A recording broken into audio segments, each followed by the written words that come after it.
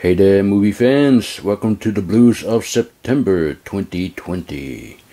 First, I'd like to give a couple of shout-outs to two dear friends of mine, Jilly Rocks the Metal, Lady G, and Davey Dark, formerly known as Toe Cutter, and before that, you might know him as Safe and Secure 1. They have been absent from YouTube for a while, but now they're back with new content. Jilly does horror movie reviews, and she talks about something that not many people talk about, and that is horror soundtracks. Her videos are worth checking out for that alone. And Davey Dark, has done videos about his Halloween and Friday the 13th collection, and a few about his pre-cert VSS collection, where he shares his stories and experiences behind each and every movie.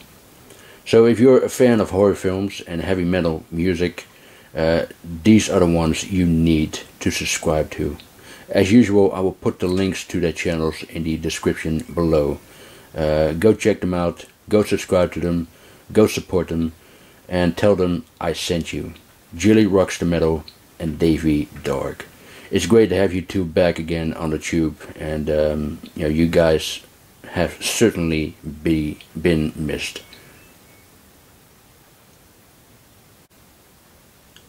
Okay, most of the movies I picked up are Japanese movies, hence the reason why I call this video Red Sun Update. I also have one Korean movie, one Vietnamese movie, one Chinese movie. Well, no, actually it's more of a Hong Kong movie. A couple of British films, and the rest are from the US of A.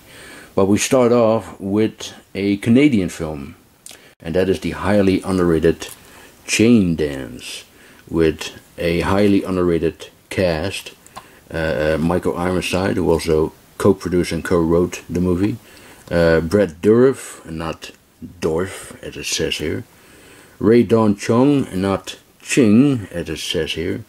And crazy old Bruce Glover. His son, Crispin, not only inherit his looks, but also his eccentricity, But it's about a group of prisoners who are part of this rehabilitation program, where they have to take care of people with cerebral palsy. And this is an excellent little crime drama. And Brad Dourif is so fucking brilliant in this movie. His performance is on par with Daniel Day-Lewis in My Left Foot. He's really that good. But it's great seeing this movie again after a long time. The only downside is the poor quality of this DVD, so it really needs a Blu-ray release with new restoration. So Arrow Video, make it happen. Of course, I had to grab Arrow Video's 4K debut of Pitch Black, and they did a good job. They did a real good job. It looks great. I heard that some people has cancelled their copies because it doesn't have a slipcover. And, I'm not going to lie. A slipcover would have been nice, with the, nighttime artwork on the slip. And then when you take the slip off, you get the daytime artwork. That would have been nice. But it's not the end of the world. It's the content that matters.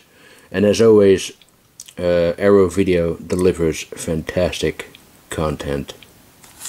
And the same thing counts for their release of Flash Gordon.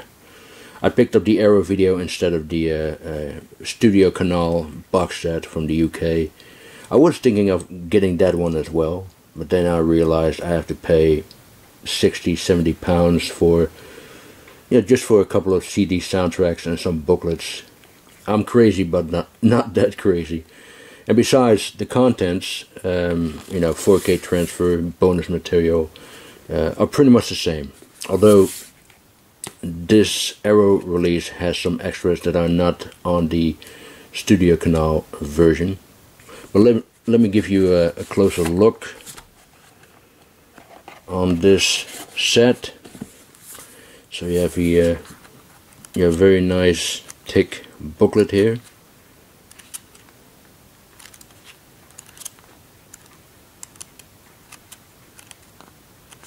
Here's Timothy Dalton, by the way, and Max von Sydow as Ming the Merciless. You also have a poster, which is the same artwork as this one. Here's the J card, and of course you got the 4K Blu-ray with the movie. And here is a bonus Blu-ray containing the feature-length documentary Life After Flash. And the director, Lisa Downs, is currently working on two similar documentaries.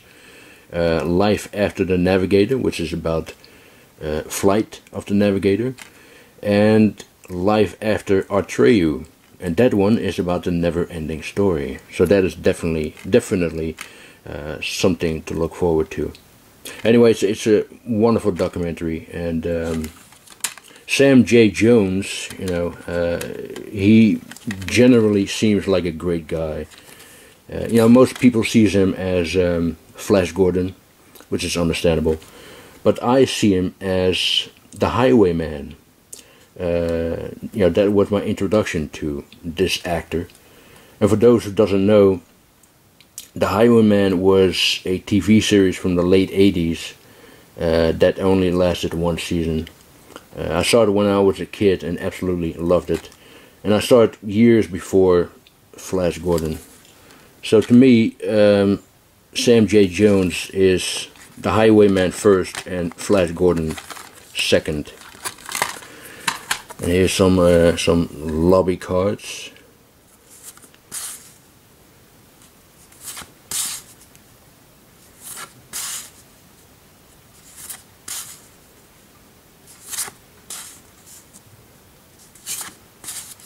And at the back are some other poster artwork, and like I said.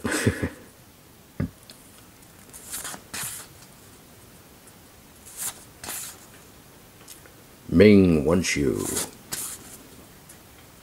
This looks very nice. This one too.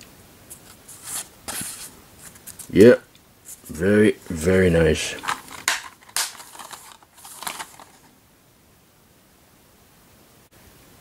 I also picked up this film from Arrow, or Arrow Academy to be exact. Bicycle Thieves. Vittorio De Sica's neo-realism classic that doesn't really need any introduction. You know, it's one of those films that you need to watch before you die. Period. But this is a re-release with a new 4K restoration. Here's the original Italian artwork, by the way. And of course you got the booklet here. Yeah, this is such a beautiful film.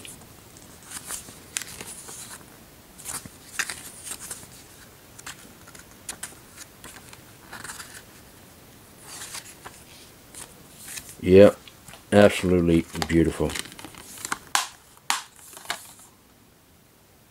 Now here's a title I can finally scratch off my wish list. The Two Jakes, the sequel to Chinatown, with Jack Nicholson returning as private detective Jake Gittes. The idea was to make a trilogy, but that was never realized. Excuse me. And I guess that has something to do with the troubled production of this film. You know, originally Robert Towne, the screenwriter, wanted to direct it himself, and Robert Evans, legendary producer. By the way, if it wasn't for him, then films like Rosemary's Baby and The Godfather was never made.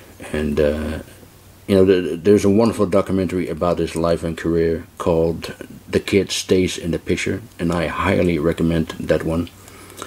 But anyway, he was also an actor, and he wanted to play the Harvey Keitel character, but Robert Towne thought he wasn't good enough, and there was a fight between them, and there were also financial problems, and it ended up being directed and financed by Jack Nicholson himself. But I'm very happy that this has been put out on Blue, even if it's bare bones, but you know, better than this than nothing, right? Speaking of actors who were also directors, this is helmed by none other than Paul Newman, starring his wife Joanne Woodward and his oldest daughter Nell Potts. I believe that is her. Yeah, it has a very odd title, as you can see here. The Effect of Gamma Rays on Men in the Moon Marigolds. That's a very strange title. But there he is right there. He doesn't star in the movie, he just directed it. And it stars his wife, like I said.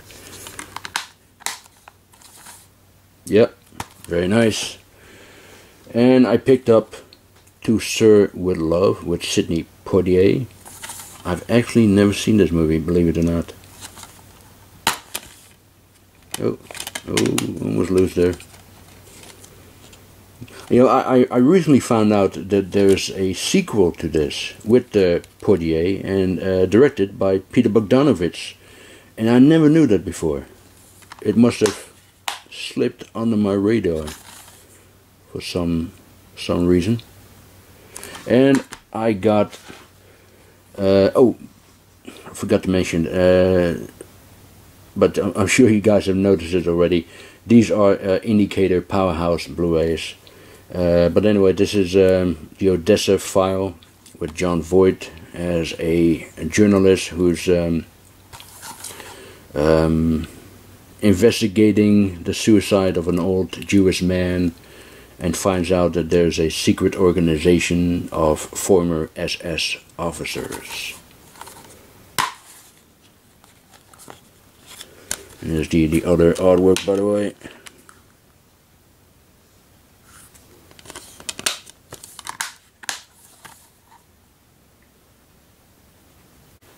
Okay, now on to the Asian films. And the first one is The Master with Jet Li.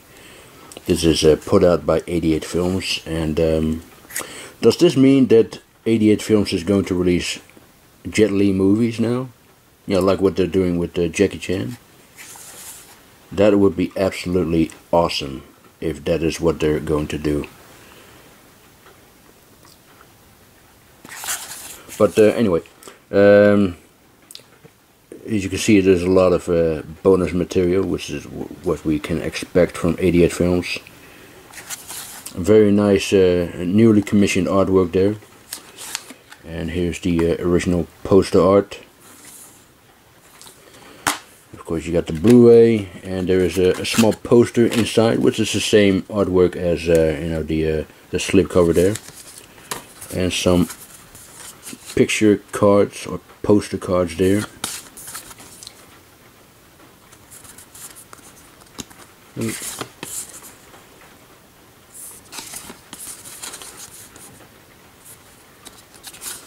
And on the other side are some drawings. There's a very nice Jet Li drawing there. There we go.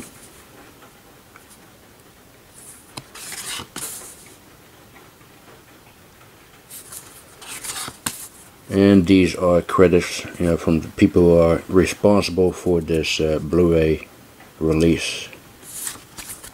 But yeah, I really hope that this is the start of a Jet Li Blu-ray series from 88 Films. That would be absolutely great. Yep, The Master.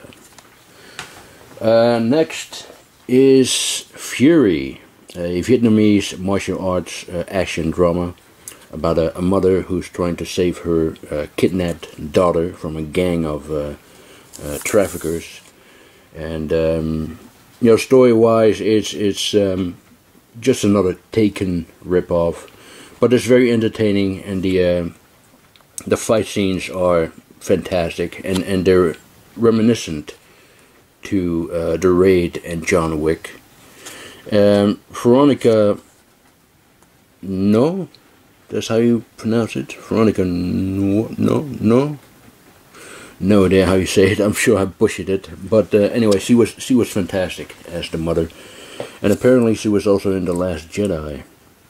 I don't remember her in The Last Jedi, but then again, I don't remember The Last Jedi at all. Anyway, good movie, really good movie. This is a Korean action horror film, The Witch Subversion. It's rumored to be the first one of a trilogy, and I thought it was quite alright. A bit slow at parts, but the final half hour was terrific. But yeah, I enjoyed it. Okay, now on to the Japanese titles. This is Samurai Marathon from the director of Candyman, as you can see there. Not the new Candyman, of course, but the 1992 original. Bernard Rose, that's the name of the director. Excuse me. And like Candyman, the music of this film was composed by Philip Glass, who is an absolute legend. You know, he has a very recognizable sound. But this is a terrific piece of cinema where a group of samurai participate on a marathon that still exists today. Yeah, excellent film. Next is something completely different. This is Inferno of Torture by Teruo Ishii. Arrow has released some of his other films on Blue, like Horrors of Malformed Men and Orgies of Edo, and also Blind Woman's Curse. And this is part of the so-called Eroguro Nonsensu, you know, erotic, excuse me, erotic, grotesque nonsense. And if you're familiar with Ishii's work, you know he didn't make torture films for, just for the sake of torture. There is a story in here, believe it or not. Two stories, actually. But the main one is about two tattoo artists who are fighting for the same girl. And there's newly commissioned artwork there. Take a quick look at the booklet. So it's exploitation, but not pure exploitation, even though the beginning and the end, which contain some very graphic violence, suggest otherwise. But yeah, I did like the movie.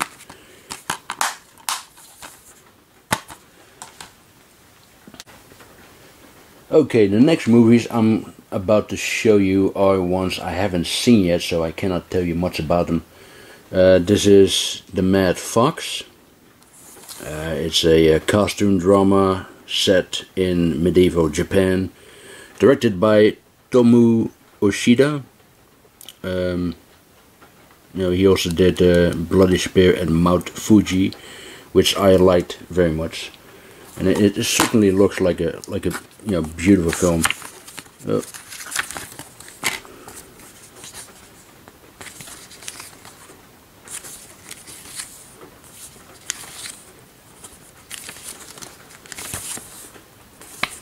Visually it looks very interesting.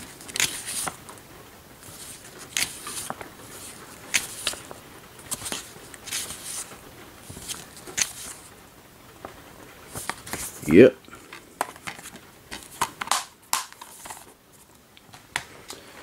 And the next one is a double feature Blu-ray by a director that I'm completely unfamiliar with, Yasuzo Masumura. Never heard of him. So this is my introduction to his work. Anyway, the first movie is Black Test Car, and the other one is called The Black Report. Two I guess crime dramas that are shot in black and white. Oh.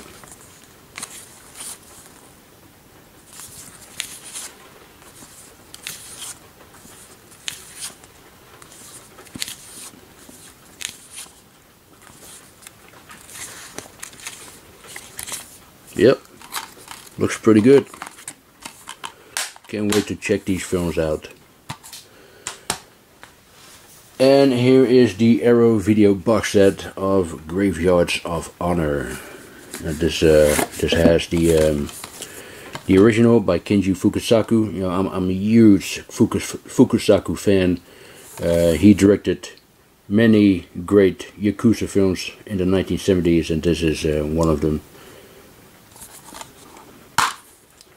Here's the other artwork, by the way.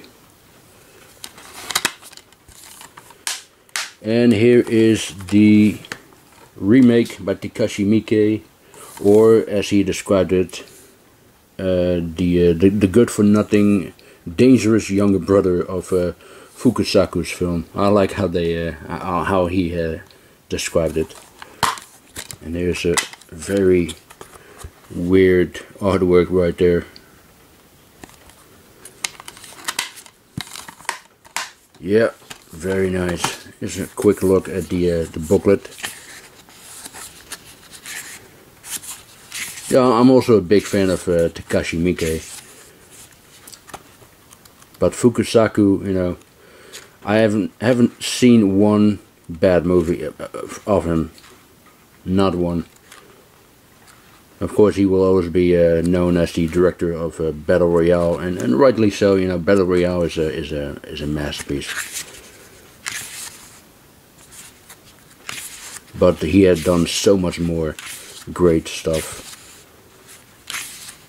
And thank God to Arrow Video for releasing his films on Blu-ray. Yep, very, very nice. Graveyards of Honor. And finally, I have, this big boy. Look at this. The complete collection of Gamera. This is absolutely insane. Again from Arrow. I mean, Arrow, they are killing it lately. Hang on. Man, look at this. Now, I was already impressed with the Godzilla Showa era release from the Criterion Collection. And Arrow must have looked at it and said, we can do better than that. And they certainly did. You know, I won't show you the whole set. There are plenty of YouTubers who have done that already. But it's amazing. It's absolutely amazing. And you know what else is amazing? This one, again from Arrow. This is the A Trip to the Moon by Georges Méliès. Also with the documentary The Extraordinary Voyage. Yeah,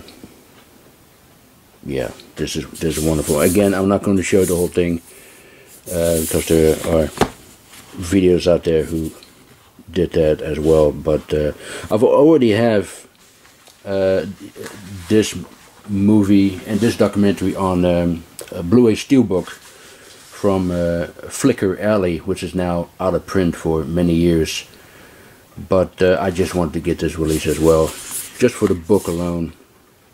You know, the long-lost autobiography of Georges Méliès.